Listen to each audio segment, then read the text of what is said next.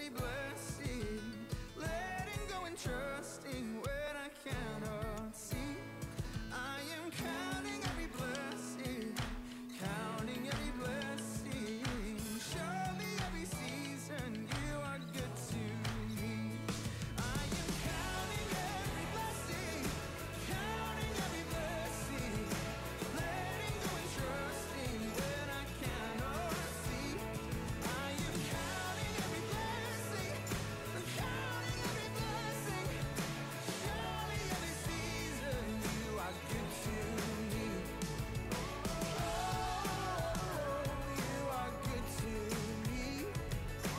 Oh, you are good to me. Oh, you are good to me. Oh, you are good to me.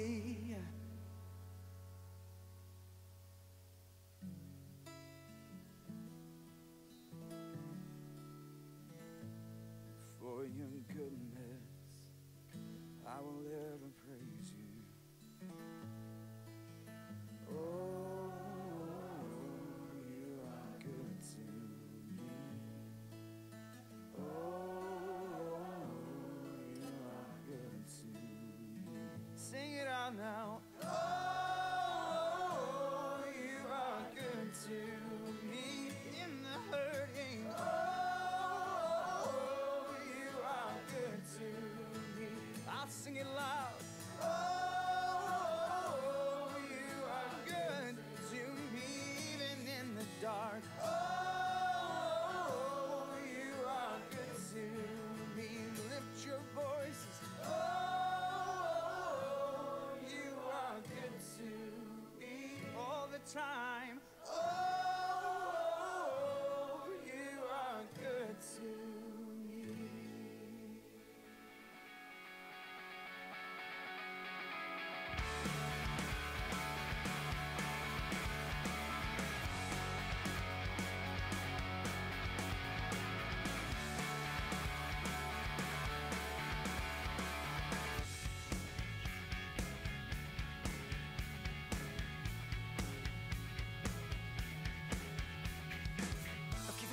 I'm giving up slowly. I'm blending in so you won't even know me. Apart from this world that shares my fate.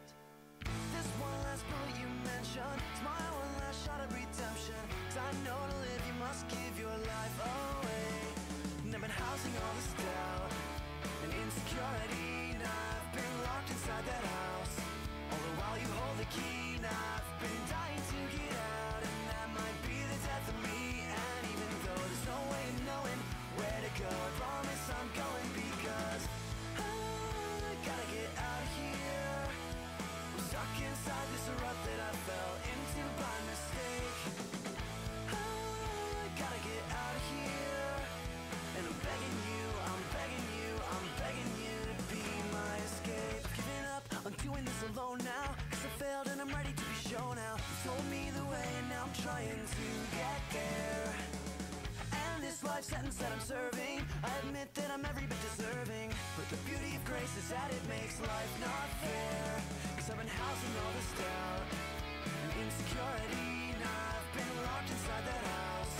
All the while you hold the key. And I've been dying to get out. And that might be the death of me. And even though there's no way of knowing where to go, I promise I'm going because I gotta get out of here. 'Cause I'm afraid that this complacency is something I can't shake. Yeah, I gotta get out of here. And I'm begging you, I'm begging you, I'm begging you to be my escape.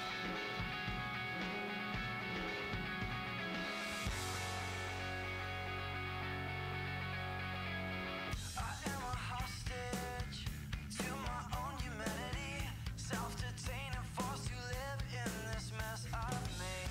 And all I'm asking is for you to do what you can with me, but I can't ask you to give what you already gave. 'Cause I've been housing all this doubt and insecurity. And I've been locked inside that house. All the while you hold the key. And I've been dying to get out. That might be the death of me. And even though there's no way of knowing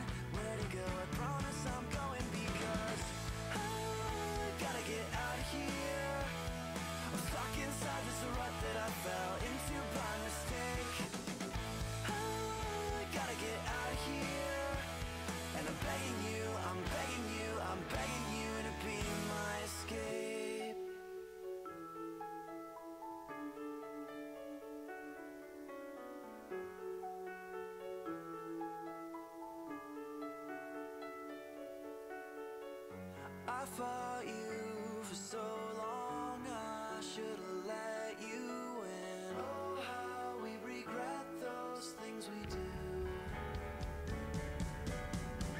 And all I was trying to do was save my own skin, but so are you.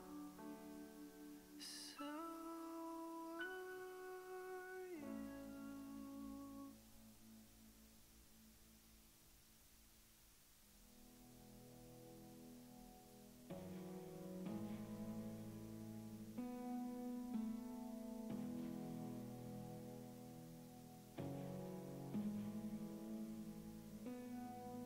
I searched through the earth for something that could satisfy,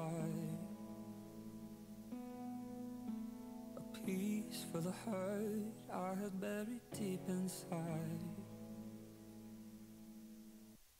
Knees on the floor, I finally found everything I needed. You lifted my soul and opened up my eyes. And I never knew anything lasts forever till I found you, till I found you. I never dreamed anything could be better till I found you, till I found you. You're rewriting my story, and I'm brand new like a morning glow. I never knew anything lasts forever till I found you, till I found you, till I found you, till I found you,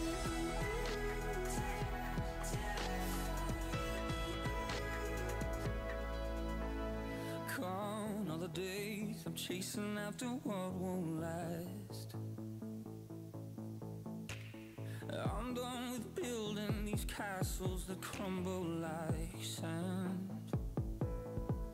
Oh, knees on the floor, I finally found that everything I needed was always right in front of me. You gave me a name and you changed everything, yeah, yeah. I never knew anything lasts forever till I found you, till I found you. I never dreamed anything could be better till I found you.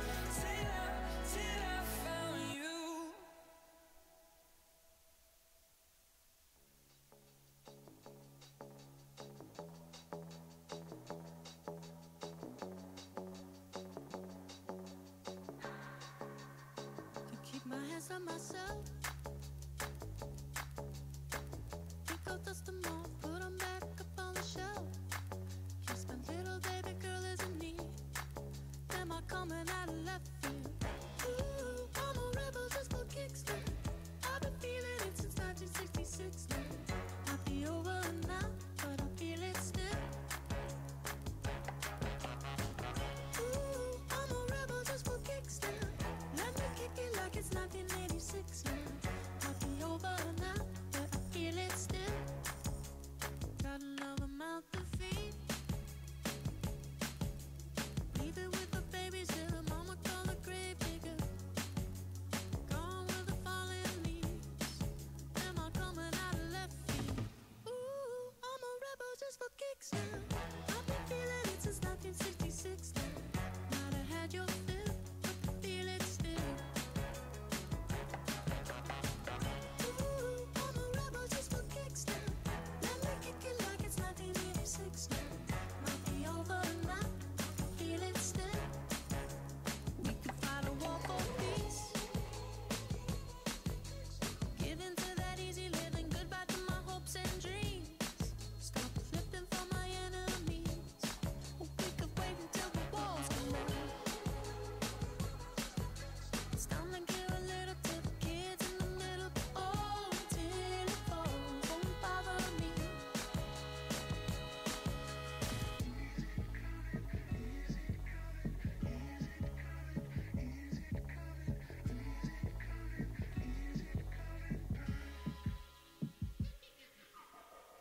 Ooh, I'm a rebel just for kicks. Yeah, your love is an abyss for my heart to eclipse now. Might be over now, but I feel it still. Ooh, I'm a rebel just for kicks now. I've been feeling it since 1966 now. Might be over now, but I feel it still. Ooh, I'm a rebel just for kicks now. Let me kick it like it's 1986 now. Might be over now, but I feel it still. Might have had your fill, but I feel it still.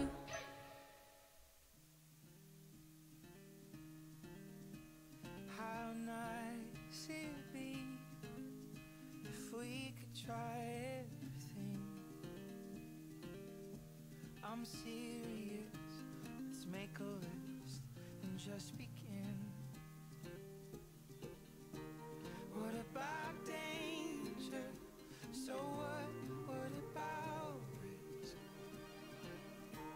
Let's climb this mountain before we cross that bridge. 'Cause I'm restless, I'm restless, I'm restless for whatever comes next. How wonderful to see a smile on your face. It costs farewell tears for welcome home parade. A secret handshake between me and my one life. I'll find a silver lining no matter what the price. 'Cause I'm hungry, I'm hungry, I'm hungry for whatever comes next.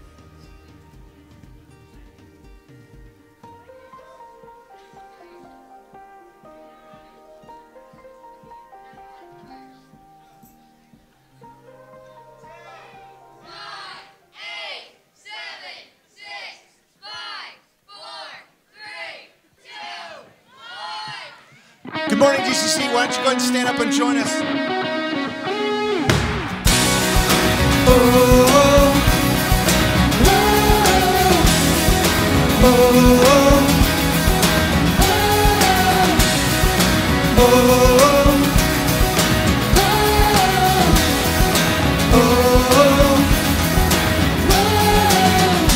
There were walls between us. By the cross you came and broke them down. You broke them down. And there were chains around us. By your grace we are no longer bound. No longer bound. You call me out of the grave. You call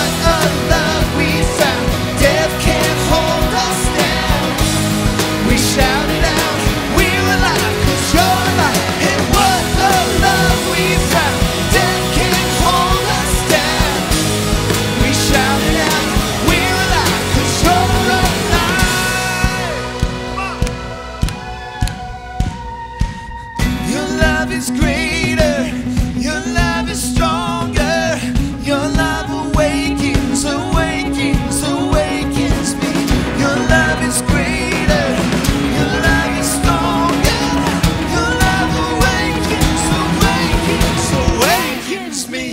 Your love is greater. Your love is stronger. Your love awakens, awakens, awakens me.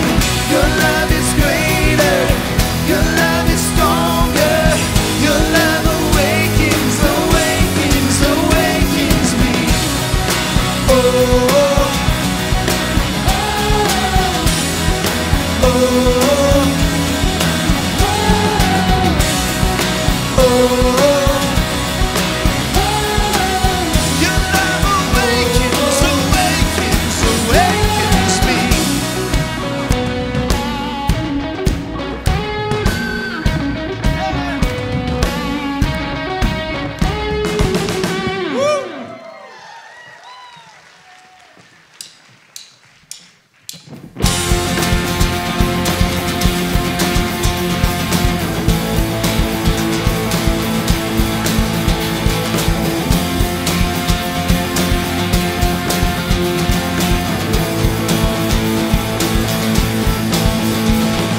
Nothing can tear us from the grip of His mighty love. We've only glimpsed His vast affection, heard whispers of His heart and passion. It's pouring out. His love is deep, His love is wide, and it covers us. His love is fierce, His love is strong, it is furious.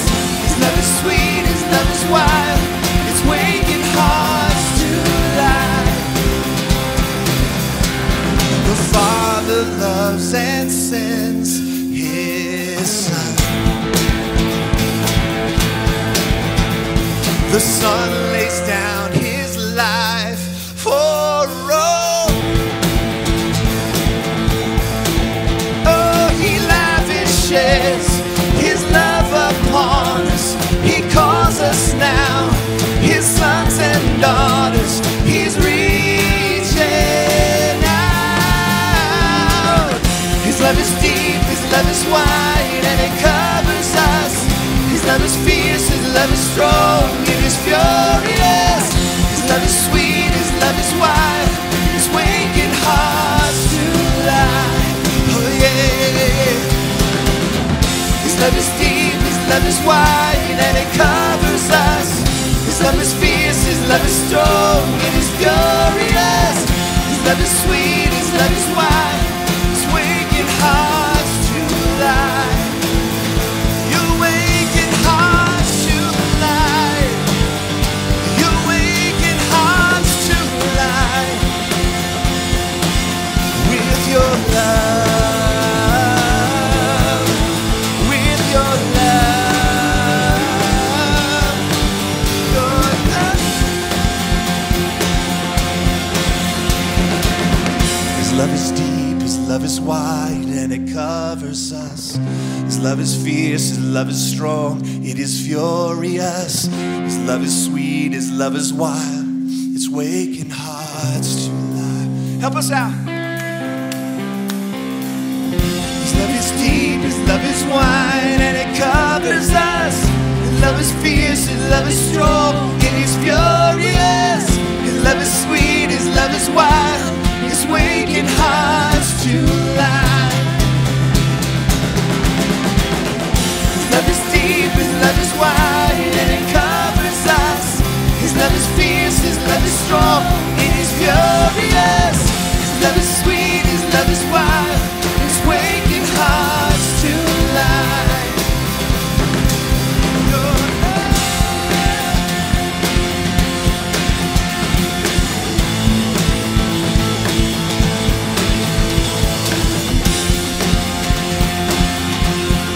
Sing that one more time. His love is deep, His love is wide, and it covers us. His love is fierce, His love is strong, it is furious. His love is sweet, His love is wild, and it's waking hearts to life.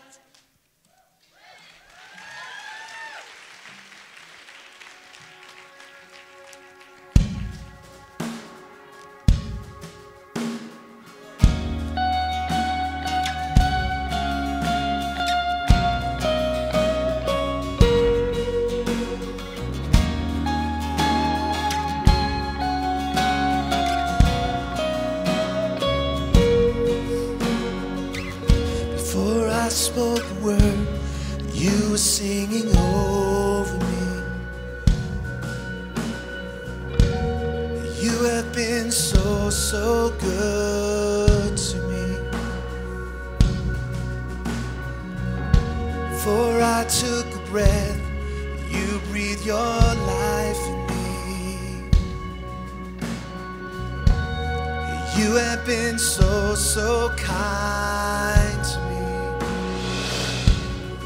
Oh, the overwhelming, never-ending, reckless love of God. Oh, it chases me down, fights till I'm found, leaves the 99. Oh, I couldn't earn it, and I don't deserve it. Still, you give yourself away. Oh, the overwhelming, never-ending, reckless love of God. Yeah.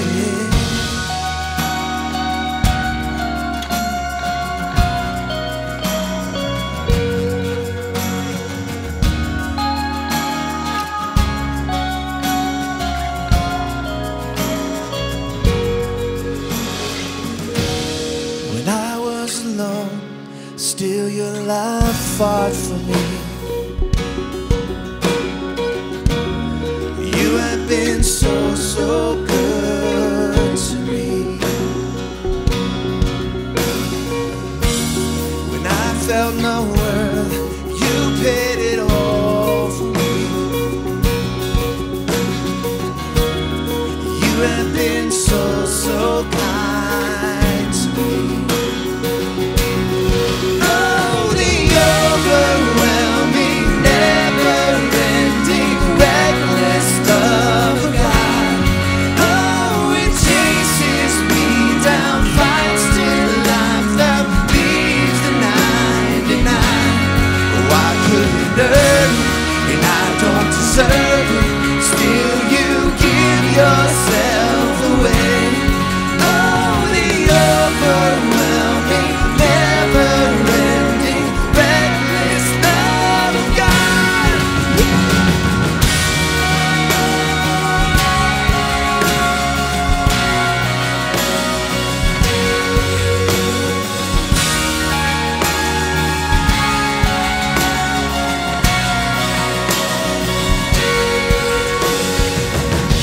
No shadow you won't light up, mountain you won't climb up, coming after me. Sing it, church.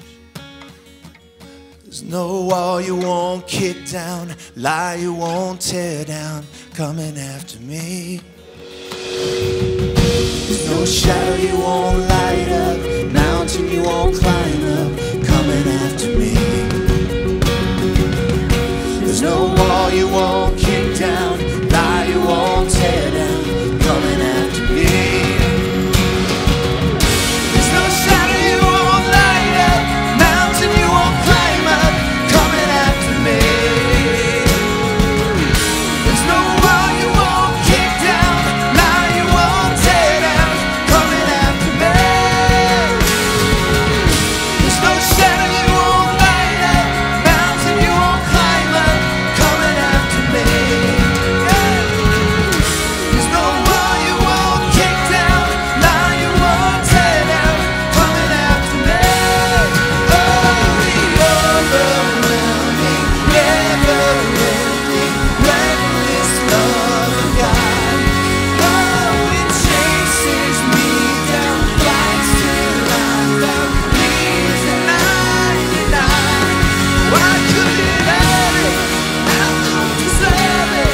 Still, you give yourself away.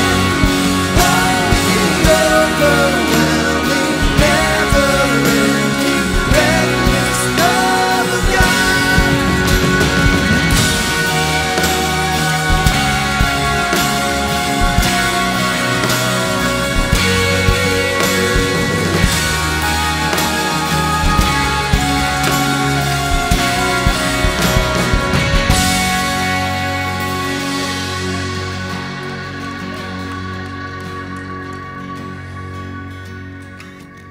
There's no shadow you won't light up, mountain you won't climb up, coming after me.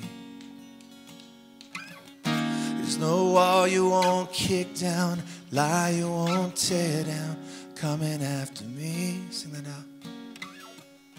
There's no shadow you won't light up, mountain you won't climb up, coming after me.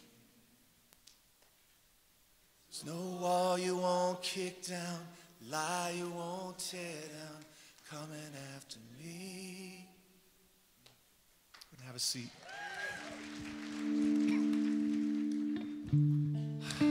Wow, what an incredible love that Jesus shows us, that reckless love to leave the 99 to go after the one.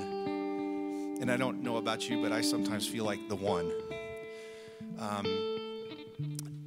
And so what we're going to do is we're going to remember that reckless love, that incredible love that Jesus has shown us on the cross by taking communion.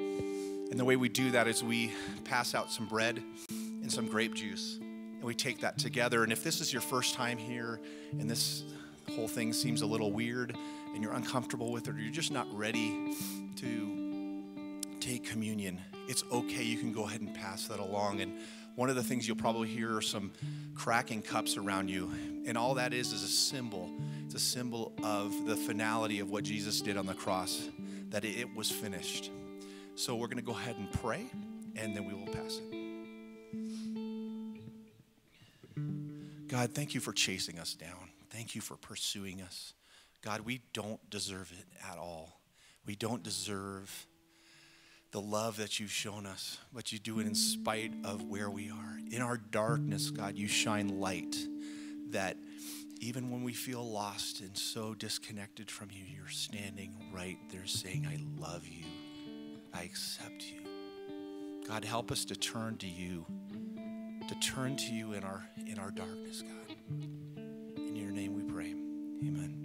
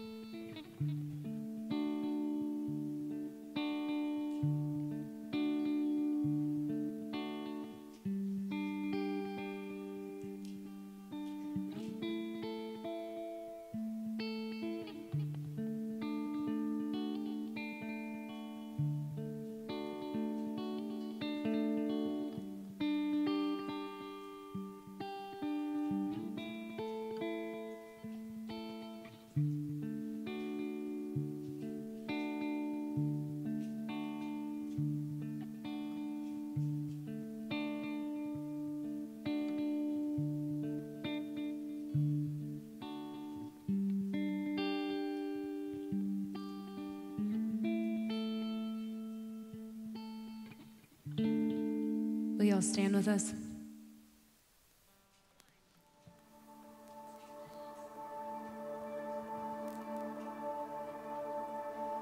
You were the Word at the beginning, one with God the Lord Most High. Your hidden glory in creation now revealed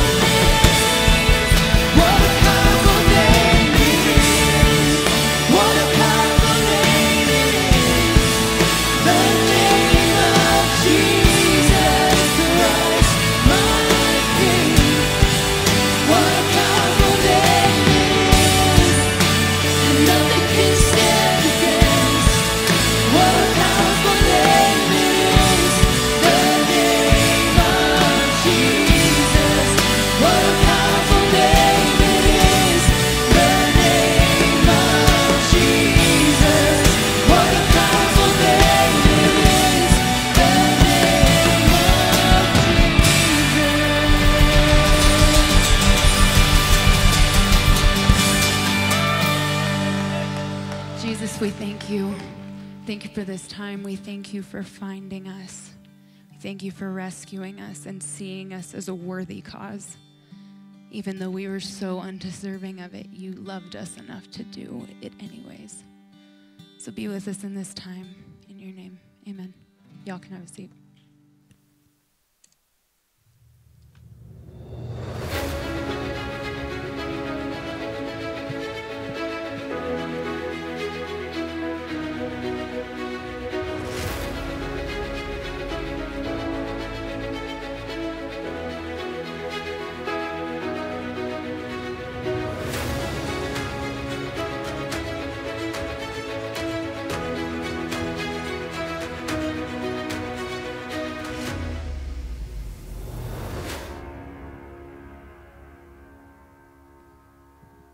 So good morning to you.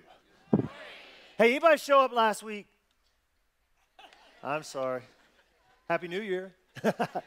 Hey, happy 2019 to you. It is so good, so good to have you with us. You know, we feel privileged anytime anyone decides to spend a little bit of their precious weekend time with us, but that's especially true. It's especially true, always true if you're brand new. And if that's you, hey, we know walking into a church for the first time can be a scary, scary thing, so thanks for having the courage to take a chance on us. And we hope that you walk out of here today totally and completely convinced that you were in a place where your story was safe, regardless how it happens to read, that you were in a place where it didn't seem to matter what you believed or didn't believe, a place that seemed to be full of people who were exactly like you, a place that you want to come back and do it all over again with us real soon. We hope all that's true, and we just want to give a special shout out and welcome to you today if you're brand new, and of course a special shout out and welcome to all of our online friends checking us out right now too. So good to have all of you with us.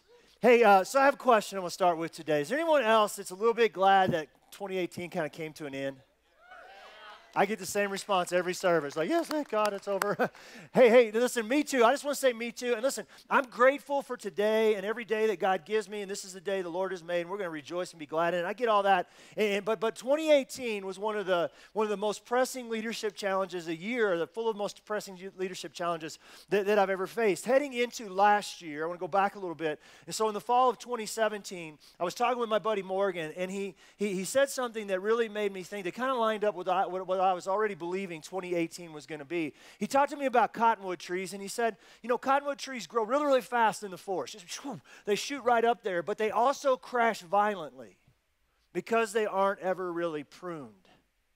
And I'd already been thinking about that and how 2018 was supposed to be a year of pruning for us as a church. See, we've been growing really, really fast for the past 8 years. It's like up and to the right, up and to the right, up and to the right, and that's what you want, right? And so that's all good, but I felt like God was saying to us last year as a church, hey, we need to push pause, we need to push time out, and we need to shore things up, and we need to build a foundation that God can build on for years and hopefully for decades to come. So I told our staff, I said, hey, listen, going into 2018, this is going to be the year of the no.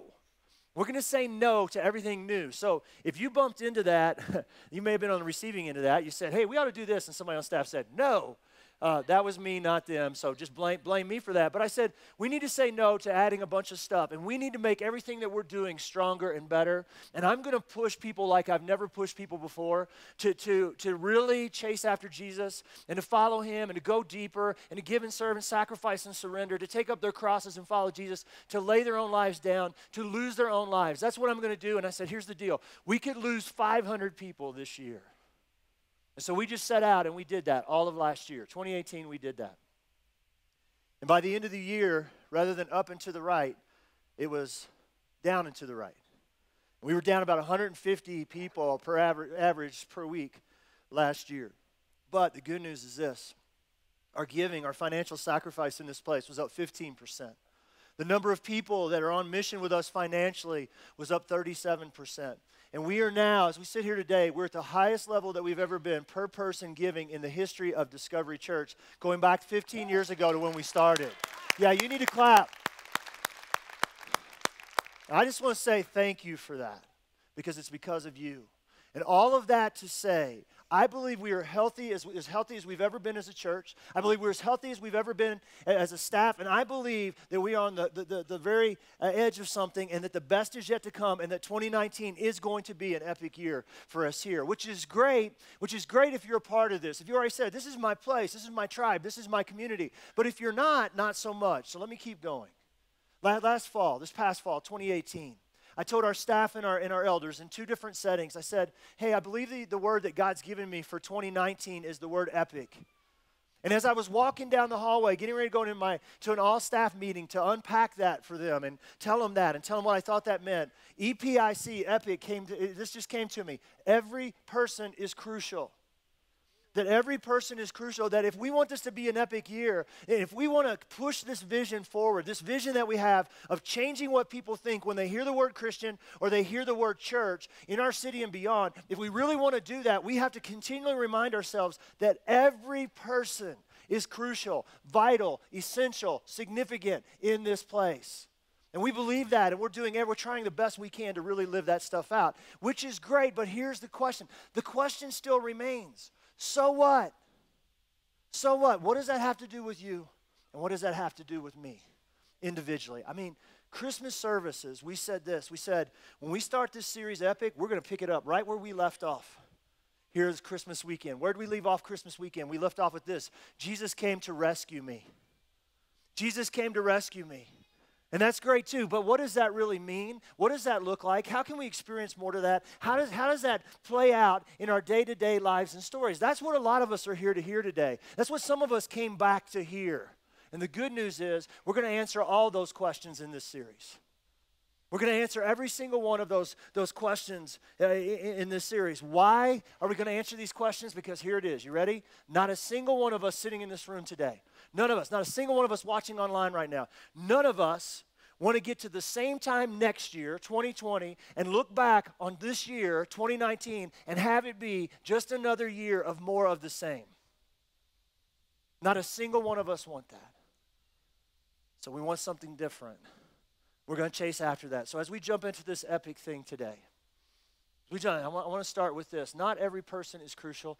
I want to start with this. Every part is crucial. What am I talking about? I'm talking every part of this series is crucial. You want this year to be different? You need every part of this series. It's not a sales pitch. It's just true. So I'm going to ask you, more than ever before, will you make a commitment to be here every single weekend in the month of January? Every single weekend of January, I'm going to be here in this place because every part is crucial. Not one single part is more crucial than any other part. The part that we're going to start with today as we start the journey is not more crucial than any other part, but it is the part that we tend to miss the most. This is the part that we most often miss. And so let's jump into this. Let's start this journey together. Start unpacking this, and let's see if we can begin to change that. We're going to be in John chapter 1 today. So if you got a Bible, you want to get it out. Now's the time to do that. There's Bibles on the back tables, but it's packed in here today. Hey, thanks for being with us to kick off the year. It's packed. So if you can't get there now, don't make it awkward or weird. You can grab one and take it home with you on your way out. You can hit YouVersion on your phone or our app. You can find it that way, or you can take the easy road and just read with me off the screen. So John chapter 1, beginning with verse 1. Here we go. In the beginning was the Word. You know, we just sang that. You were the Word in the beginning. That was the first stanza of that last song. So in the beginning was the Word, and the Word was with God, and the Word was God. He was with God in the beginning. Through Him all things were made. Without Him nothing was made that has been made. In Him was life, and that life was the light of all mankind. And the light shines in the darkness, and the darkness has not overcome it. All right, let's stop right there. We mentioned verse 5 on Christmas weekend. Light shines in the darkness has not overcome it. Has not, cannot, and will not overcome it. Now, I realize as we read this today, these first 5 verses, it can be a little confusing and not make a lot of sense. So what John is talking about here is he's talking about when Jesus came into the world. So this is John's version of the baby born in a manger. And so Jesus is this Word. I know that feels a little weird. Jesus is this Word who is with God at creation. He's a light that shines in the darkness. And that's why we lit those candles that we lit on Christmas weekend. Jesus is a light that shines in the darkness, and the darkness has not overcome it. Now, but today, I want us to dive a little bit deeper into this. So if you look at the original language that the New Testament is written in, you look at the Greek, the original language, the word here for overcome, the darkness has not overcome it. The word for overcome here, the Greek word is katalambano, all right? And that's kind of Kentucky Greek, but there you go. So katalambano, which means this. It means to overcome. That's why it says it. The darkness has not overcome it. But it's a tricky Greek word because at the same time, it also means this, understood. The darkness has not understood it. Now, I want to talk about that piece here today. Let's think about it in that context. The darkness has not understood this light. So this darkness thing seems to be something that exists in our lives before we understand who Jesus is, because Jesus is the light. It seems to be something that exists in our lives in stories before we know Jesus, understand Jesus, put our faith in Jesus, come to follow and trust Jesus, okay? But as I was studying it this past week, here's a question that came to my mind. What if it's possible for people who've loved and followed Jesus for a long time to still remain in the dark in their lives in some ways too? And see, I think that it is. I'll go one step further.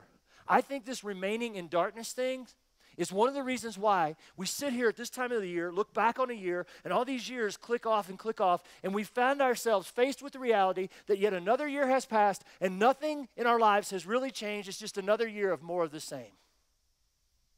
And we want this year to be different, don't we? If we want this year to be different, and this is so cool, whether you're a follower of Jesus or not, it's true. Here's a non-negotiable question for all of us. Where am I still in the dark? As you sit here today, where are you still in the dark? Now, we could talk about darkness in the sense of we don't understand who Jesus is. That's one thing. We could talk about darkness in the sense of, I'm confused. I'm not really sure that I want to put my faith in Jesus. That's in the dark. We could say we're in the dark when we're doing things in our lives and stories that we know God doesn't want us to do, but we do it anyway. We can say we're in the dark when, we read this book, but it's really confusing to us and it doesn't make a lot of sense. There's all kinds of ways that we can say that we're in the dark. I don't want to talk about any of those. The way I want to talk about this today is this. You need to understand, I need to understand, the context of all of our lives and stories is war. That's what we wake up to every single day. There's an enemy in our story who wants to isolate you, keep you alone, isolated, and in the dark. And one of the primary ways that he keeps us in the dark is this. By luring us into reducing this following of Jesus thing to this. Believe this stuff, behave this way, and do these things. He lures us into, this is what it means to follow Jesus. I believe this stuff, I behave this way, and I do these things. We, church people, followers of Jesus, we don't misunderstand. We understand the significance of this book, the Bible. We understand the significance of this thing called sin. We understand this thing called serving, too. We understand the significance of serving or giving back or giving our lives away. We understand all of that, and yet, if you look at the statistics, we, followers of Jesus, blow our lives, stories, families, and marriages up at about the exact same rate as people who don't claim to follow Jesus at all. It's just true. We are not in the dark when it comes to the Bible. We read it, we memorize it, and we quote it. We are not in the dark when it comes to sin. We see it in our lives, and we confess it. We are not in the dark when it comes to serving. We get really, really, really, really busy doing a lot of stuff for Jesus. Where we remain in the dark is with the significance of this thing called story.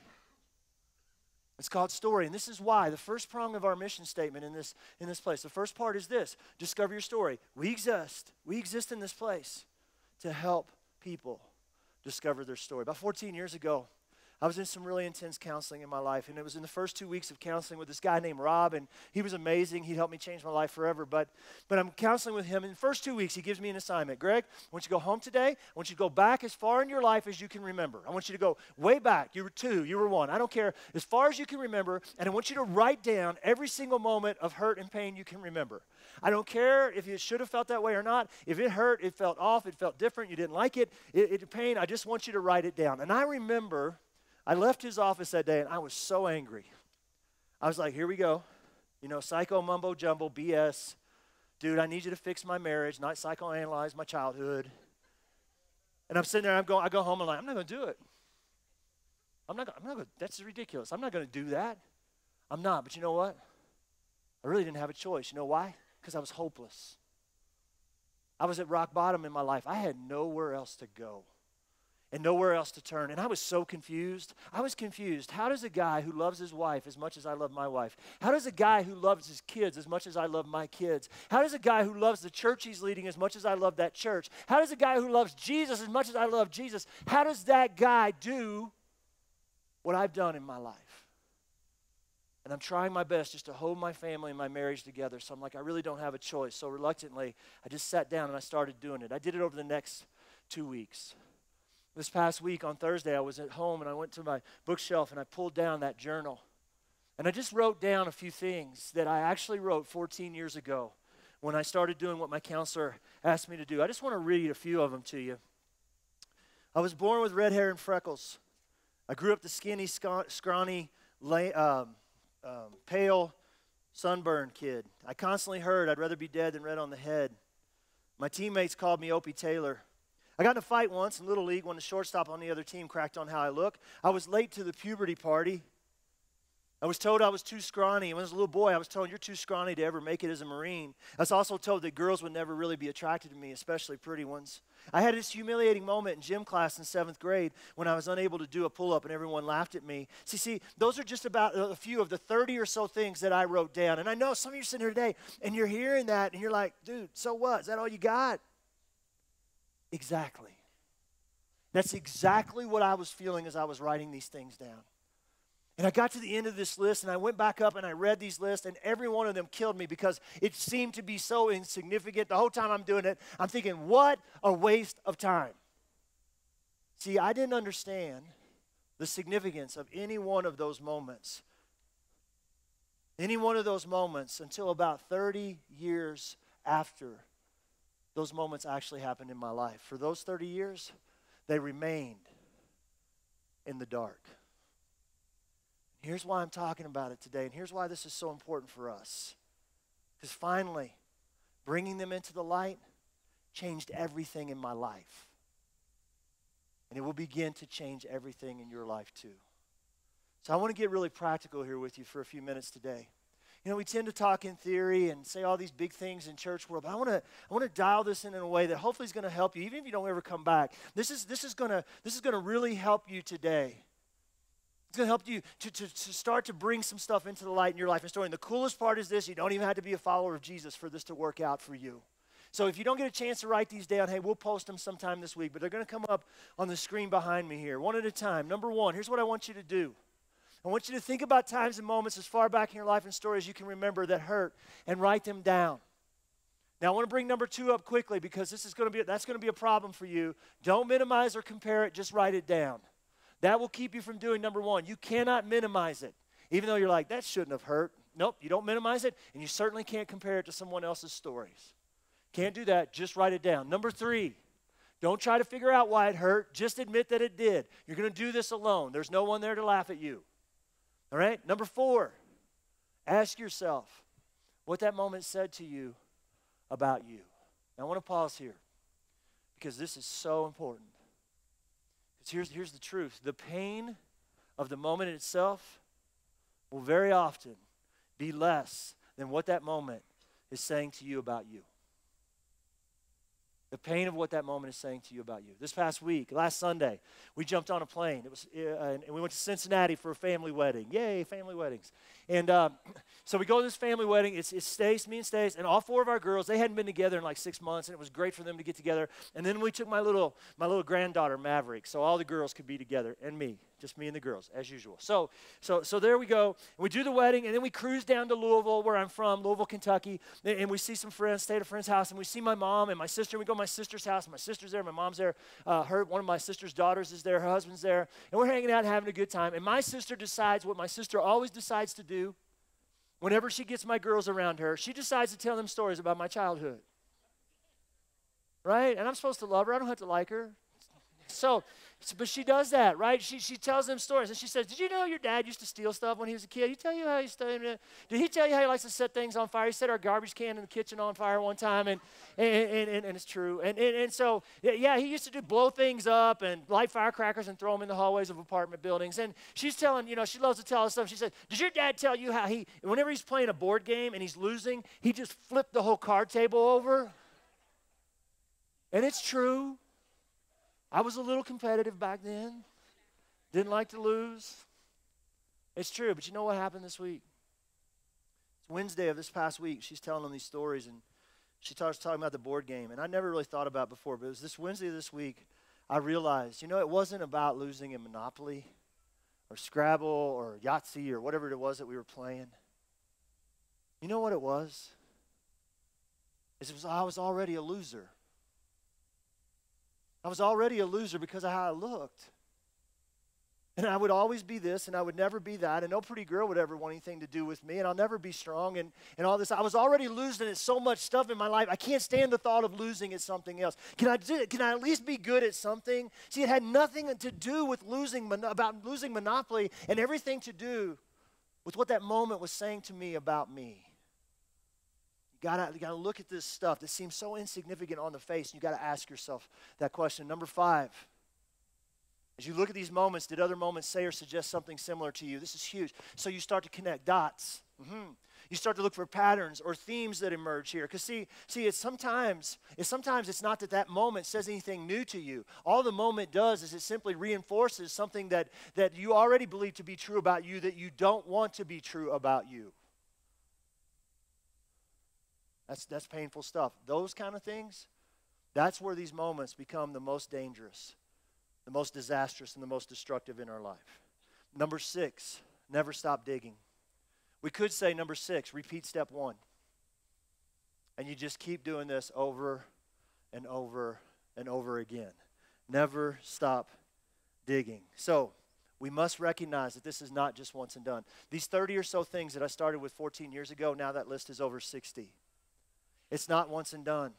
You gotta keep digging. Listen, if you want your life to be different this year, you got to not only discover your story, but you got to learn. I got to stay in my story. I got to stay in it. I think that's one of the most challenging parts of this for us, especially in church world. Because in church world, we tend to take this story stuff and we treat it like every other church study. Or I took that class, or I did 101, 201. I got my certificate. It's all good. Or we read the book and we put it on the shelf and say, yeah, good book. Been there, done that. I did that exact same thing with Wild at Heart, and it was a huge mistake. And this is why you need to understand there is always more to be discovered. There's always more to be discovered. And this is why we point you to the things that we point you to here at DCC. This is why we say to you, you need to read Wild at Heart. You need to read Captivating. You need to read Wild at Heart. You need to read Captivating. You know what you need to do then? You need to jump in a group. And then you need to do it again. And how about this? You co-lead a group or you lead a group. You need to go to boot camp. Maybe you should go again. Maybe you should go to the intensive or to advanced camp. Or you need to go to Captivating Retreat. You need to go to Soul Beauty or Women Revealed. Or you need to go to Crucible or go staff a Crucible. All those things, what are they about? They're about story. Discover your story, discover your story, discover your story. All those things are about story, and I've done all of those things. Well, except for Women Revealed, Soul Beauty, and Captivating. That'd be a little bit creepy if you think about it. But I did all the guy stuff, and some of those things I've done them multiple times, and guess what? Every time I've discovered something new in my own story. Every single time. This past year, I got invited to go to Ransom to Heart for a couple days with Stace, and kind of a small group thing, and we did some teaching. There was some teaching, and then there was some prayer stuff. And so doing this listening prayer, and then I stumbled across something that's been going on in my life for the last 10 years that I was totally and completely unaware of. You know what I found? This has been in the shadows and in the dark. I found that I've had this agreement for the last 10 years of my life. I'm not worthy of being a pastor. I'm not worthy of being a pastor. Now, let me ask you this. So what does a guy who feels like, who has a deep-seated belief, an agreement he's made, that he's not worthy of being a pastor, what does that guy do? That guy does a lot of stuff in his life to try to prove that's not true. To try to prove that he's worthy of being a pastor. That is such a jacked up and unhealthy space to live in. Been doing that for 10 years. What I'm trying to help you see is this. There's always more. There's always more story to be discovered. There's always more lies to be broken down, more messages to be erased, more agreements to be broken. If we really want this year to be different, this question is not a question we ask once. It's not a question that we ask twice. It's a question that we continue to ask ourselves. Where am I still in the dark? All right, let's keep going in the story. Verse 6. There was a man sent from God whose name was John, and he came as a witness to testify concerning that light, so that through him all might believe. He himself was not the light. He came only as a witness to the light. The true light that gives light to everyone was coming into the world. He, that light, was in the world, and though the world was made through him, the world did not recognize him. He came to that which was his own, but his own did not receive him. Yet to all who did receive him, to those who believed in his name, he gave the right to become children of God. Children born not of natural descent, nor of human decision or a husband's will, but born of God. All right, I want to unpack that, especially the top half of this a little bit, because this can be confusing. So John is the writer of this book, and he's talking about a different John. He's talking about John the Baptist, the cousin of Jesus, and he says, that guy, he's not the light, but he came a little bit before Jesus to point to the light, which is Jesus. In fact, if you read further on in the chapter that we're reading today, you should go home and do this. John chapter 1, verse 35. So John the Baptist is baptizing people in the River Jordan. He looks up on the bank, and Jesus is walking. He goes, there he is, there he is. That's the light. That's the Lamb of God that takes away the sins of the world. But then John the writer tells us that even though he identified him as the light, his own people didn't recognize him. They didn't understand. They didn't receive him. But then he says this, to those who did recognize, understand, and receive him, he gave them the opportunity to become children of God, beloved sons and daughters of God. Jesus came to rescue me. What does that really mean? Jesus came to change what a relationship with God could be for me. And so my question for you today is this. Have you really experienced that in your life? Have you really experienced that in your life? Not condemning you, just asking the question. Because see, here's the deal. If we want 2019 to be different, if we want it to be something better, something different, something more than just more of the same, here's something that I think would really help us. We must choose close over connected. If you want this year to be different, I want to challenge you. You need to choose close over connected. You have people in your life that you're really close to, and you have people in your life that you're connected to. Come on, there's a difference. And for the vast majority of my life, I don't know about you, for the vast majority of my life, I was connected to God, but I really wasn't all that close to God. I didn't understand what a relationship with God could actually be. I didn't understand that God wanted to have a close, personal, conversational, daily, intimate, really, really close relationship with me, and that Jesus himself came, Jesus came to rescue me, Jesus came to make that possible for me. I didn't get that. See, here's what I'm trying to help us understand. This awareness of our story thing is great, but it alone is not enough. I have to have somewhere to go with that. I have to have some help with that. I have to have some place to take that. I have to have someone to help me identify and break down the lies and to see those messages and erase the messages and break those agreements and to erase some of the conclusions that I've reached about myself over the course of my life as a result of the things I've done and the things that life has thrown at me. My counselor, Rob, was a great man, and he really helped me identify moments of pain going way back in my story. And that hurt. He also helped me understand there's this narrative, there's this story thing going on. And here's some tips and techniques. And that was good. But it was my friend Michael who took me back to Wild at Heart and introduced me to a loving Father that I could take the mess that was my life and story to. That was better. Everything began to change in my life. See, I needed a God that I could not only be connected to, I needed a loving Father that I could get close to. And a big part of my challenge was I've struggled for most of my life to really see God as that. How about you? You ever struggled with that? See, it makes sense if you really think about it. It's often hard to see God that way. And I think that's why, as John writes this, he says, look, you need to understand that a part of this light shining in the darkness thing is to change what a relationship with God could really be. You have to think about the people that he's writing to here. He's writing to people who just have the Old Testament. They have experienced Old Testament God. Let's just be honest. If Old Testament God is all we have and all we can experience, look out. If Old Testament God, as most of us experienced him, because you got to dig really, the heart of God has been the same throughout Scripture, but it's harder to see in the Old Testament. You got to dig further for it. Because on the surface, come on, Old Testament God he's a bit scary, and he seems to be constantly pissed off. Isn't it true? He does. And it's like, yeah, you get close to him. No, I don't think so. Right? Old Testament God is like what? He's a lot like a lot of our earthly fathers. Do you realize how much we project our experience with our earthly fathers onto God as our Father? But he's a lot like our earthly fathers, and he's scary. And it's like, I got to walk the line, and I got to walk on eggshells here, and I just got to make sure I don't make him mad. So I just better do everything that he tells me to do. I can't afford to screw it up and get close to him. Come on, was that an option in the Old Testament? No, you had to have a go-between.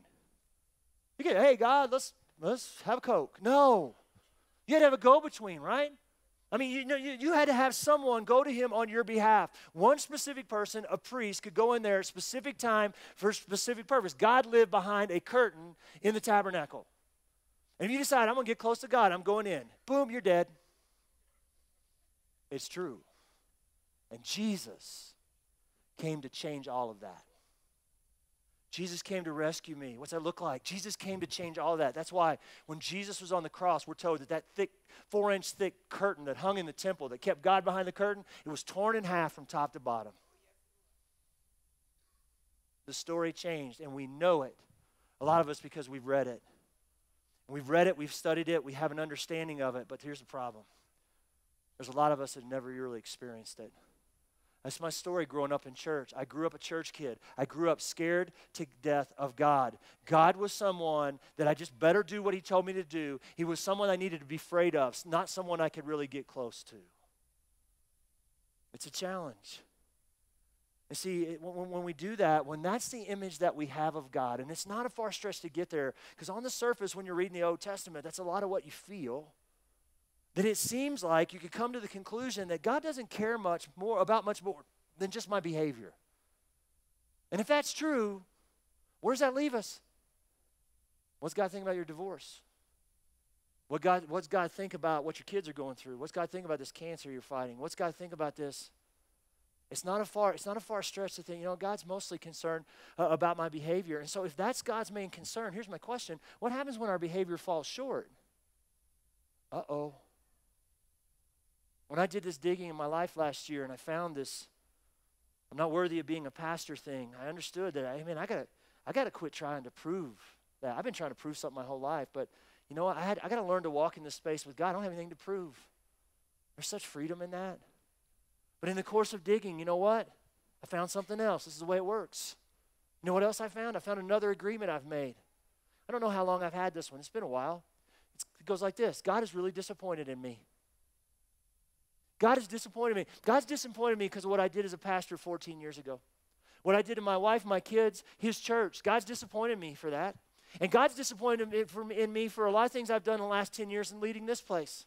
When I first got to Colorado Springs, I didn't have a good first interaction with pastors. So I kind of flipped them off and stiff-armed them, not directly, but in my mind. And I was like, screw you, I don't want anything to do with you. And that wasn't good. My heart was not good. God's disappointed me because of the envy and jealousy I've had towards other people in ministry, even people in this town. God's not happy with me because some of the decisions I've made. He's disappointed me because some of the decisions I've made as a pastor of the church, some of the thoughts that go through my mind, some of the mistakes I've made as a leader in the last 10 years. God's disappointed in me. You ever feel that way? Can I tell you something today? Nothing could be further from the truth. God is not disappointed in you. But when you have this image of God that he is disappointed, all he really cares about is my behavior and believe the right stuff and do the right things and all that. When he's disappointed, that God is not approachable. I mean, can you really get close to a God who's constantly disappointed in you? And the answer is no. And so since we don't approach and we don't have that closeness, we miss out on all the healing, redemption, and restoration that our hearts are longing for, that we need in our stories. See, when God is not the answer and we can't get close to him, here's what we do. We turn to something or someone else that will provide an answer, that will medicate the pain, that will turn down the noise in our lives, and will at least temporarily prove that the conclusion that I've reached about myself that I hate is not true. Can I tell you something? That is my story. That is a formula for disaster in all of our lives and stories. And it is an absolute path to another year of more of the same. So, how about we change that? Awareness alone is never enough. We become aware, we dig, we excavate, we shine light into darkness, and we bring this stuff to the surface. And then we take that stuff to God, and we invite him to dive into the middle of the mess with us. And we're going to talk a lot more in detail next week about what that looks like. For today, I just want to say this. The only way that this year is going to be different for any of us is if we're willing to do some things differently. So one of the things I want to encourage you to do differently this year is this. I'm going to begin to lean into what a real relationship with God as my loving Father could really be for me. Start right there. Let's finish this up. One more verse, verse 14. The Word, Jesus, became flesh, made his dwelling among us. We've seen his glory, the glory of the one and only Son, who came from the Father, full of grace and truth. Now, we've talked about this verse many times here at DCC, primarily about what the church should be and what church people should be, full of grace and truth. So in 1 John, it says if we claim to believe in Jesus, we got to walk as Jesus walked. How did Jesus walk? We're just told. Full on grace, full on truth all the time. Not some weird formula, not 50-50, not 60-40, not 70-30. Full on grace, full on truth all the time. And so we've said what that means for us as a church is this. We've got to be a place of unlimited grace. You walk through these doors, no limit to the grace we're going to extend you, and a church at the same time, uncompromising truth. We're not going to limit grace. We're not going to compromise truth ever. All right? So that's what we're on. That's difficult because when you try that, you get shot by both sides. But that's what we're supposed to be as a church. All right? But today's not about the church. Today's about you and it's about me. So let's land the plane here. You ready? As you start to dive into your story, hang on to this. Grace and truth starts with me. Grace and truth. Full on grace, full on truth starts with me. All right, now I'm not talking about the grace that you extend to other people around you, even though it's an important thing. I'm talking about the grace that you are willing to extend to yourself. This is killing us. This is killing us. We are so hard on ourselves. We need to take responsibility, but we're so hard on ourselves. We need to learn to give ourselves some grace. We need to learn to be kind to our own hearts. As we walk through this story stuff, we've got to be kind to our own hearts. See, in the Old Testament, truth was law. Law and truth, law and truth, law and truth. Now, God did extend a lot of grace in the Old Testament. You got to dig for it a little bit, but he did extend grace in the Old Testament. They just didn't call it that. So when you read the Old Testament, it's like, oh my gosh, it's all about truth, and it's all about you better be committed to truth. And here's what you need to understand. Jesus came to rescue me. Jesus came to change that. You're like, oh, not to abolish truth. Jesus is 100% about truth. But a part of this Jesus coming to rescue me thing is this. He came to bring a little bit of this thing called grace into the equation too.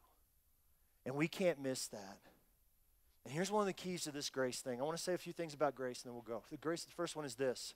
We should never be thinking about grace in contemplation of what we're getting ready to do. You shouldn't do that. It's like, I think I'm going to do this, and I know God doesn't want me to do it, but there's grace. I wouldn't try that at home. All right? Here's the other thing.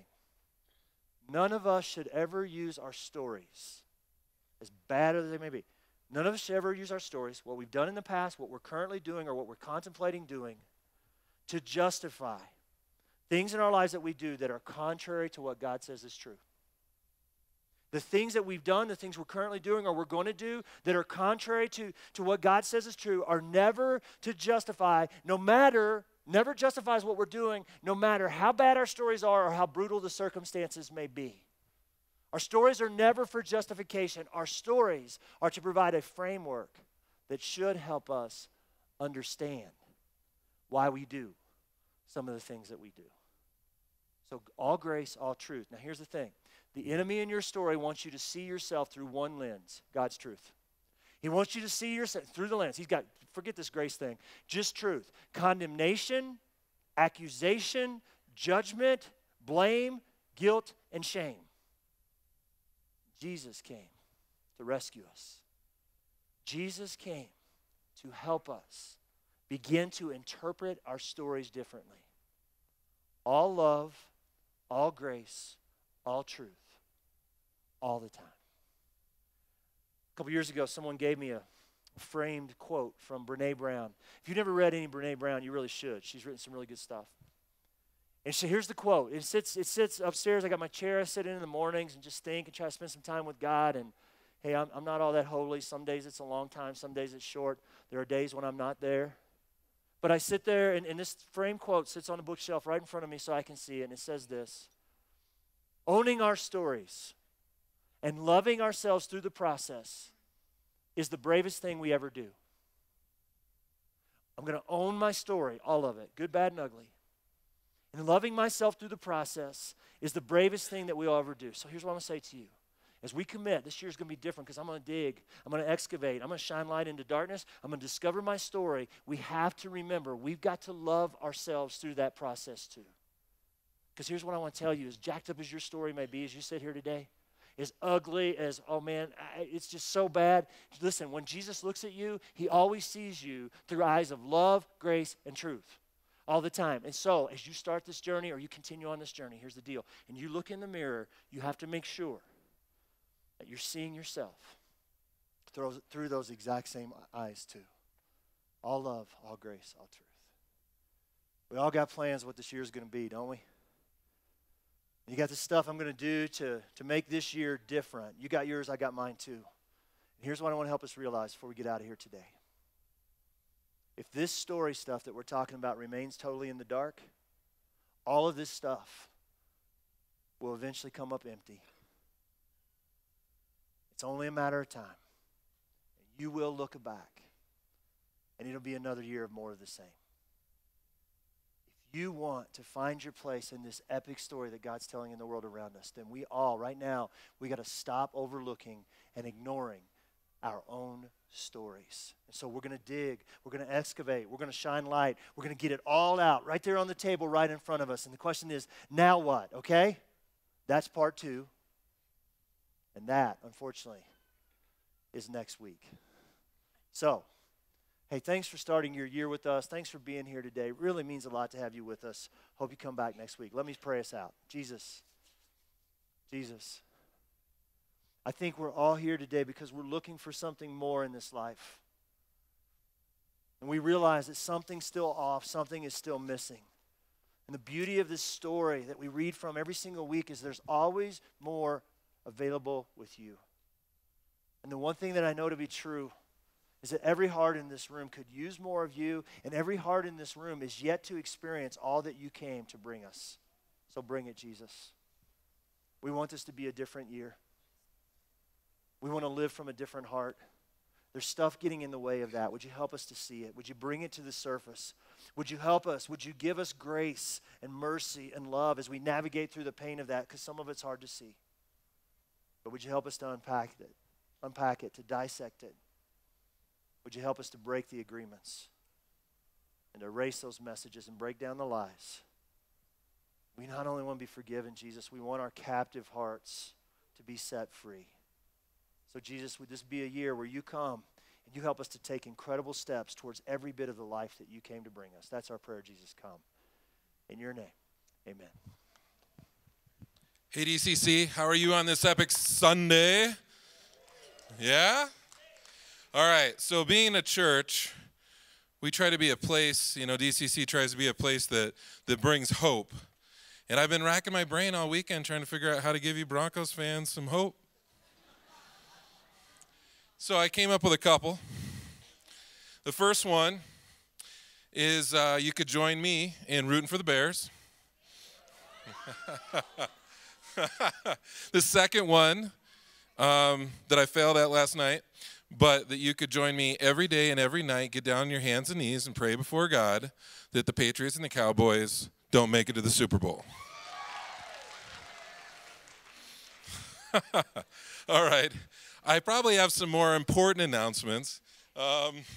There's a few things I want to do every January, and I want to take advantage of that right now. And that's one thing that we encourage you. We don't try to push this super hard around here, and so we want to give you a reminder every once in a while. But one of the things that you can imagine happens when we're a large church and we're trying to do a lot of mission is that when we have these snow days that come and hit us on the weekends, and we got vacations and stuff like that, our giving kind of looks like this seesaw that goes up and down. And so one of the things that helps us be on mission all the time is at the beginning of the year when you get in there, if you could go online, go to our app, go to our website, and start recurring giving, just set it and forget it, because that really helps us. It also helps you. I don't know if you're like me, but when I was, not on church staff and I was trying to give and doing a bunch of, sacrifice, every week was a fight because, You know, there's Duluth Trading Company, and there's barbecue, and there's all kinds of stuff that gets in the way, right? And all of a sudden you're kind of making excuses, and you're looking at your bills and your finances, and so it gives you a weekly war. This is a good way to set and forget and stay committed. And so we just always want to take January and just make that something we say out front. Just if you want to jump on mission with us, that's a great way to do it. Otherwise, there's boxes at the back. You can hit our app, and you can do that. All right, the other thing that launches in January is groups, and one of the biggest reasons why we do this weekend thing is because we're trying to get you into community. We want you to take this big thing called church and make it small, because the enemy wants to isolate you. Even in this room full of people, it is true that you can be completely and utterly alone. And the enemy will battle you and face you and wants to get you into a dark place, and you don't have anybody beside you. So there are men's groups, women's groups, couples groups, and I gave this challenge to the last service. There's no group that satisfies you. Come see me, I'll make the group. But I need you to get in groups. So if you want to know all the groups that are launching, because we have a ton of them, and I can't list them all here, then go out here and take a hard left and go to the garage, and those folks will be able to sign you up for groups. But understand, there is a ton of open groups, captivating groups, wild at heart groups, all kinds of groups. So please, don't let the enemy have a strong point in your life. Get connected, get people beside you who are going to pray over you, hold you accountable, and encourage you and befriend you, okay? So please make that a priority in 2019. We can put the graphic up now. We have a men's event that's coming up on January 18th, 6 to 10. It's a movie night. Traditionally, we usually show a movie on movie night, but we're going to do first 2 episodes of The Last Kingdom from Netflix. And the reason why is because Andrew Perkett, who's much better looking than me, our middle school pastor, is going to be joining me, and we're going to kind of pull out some things from this guy's life. This guy behind me is Uhtred, son of Uhtred, and there's some things that are significant about his life that affect. Just like Greg is talking about in story, we're going to pull out some things from his story and kind of talk about those because we think there's a lot of parallels to our life. So join us, men. If you just put that on your calendar, it's a Friday night. Join us January 18th, 6 to 10. We'll have tons of great food. We'll have a good time, but we'll also have a spiritual connection. Last but not least, there are prayer screens to my right and to my left. So seriously, if you need somebody to pray over you this morning, you are facing some things, and you need somebody to commit in prayer, we will have people over and under each screen, and they're here to pray for you. Go Bears. I love you.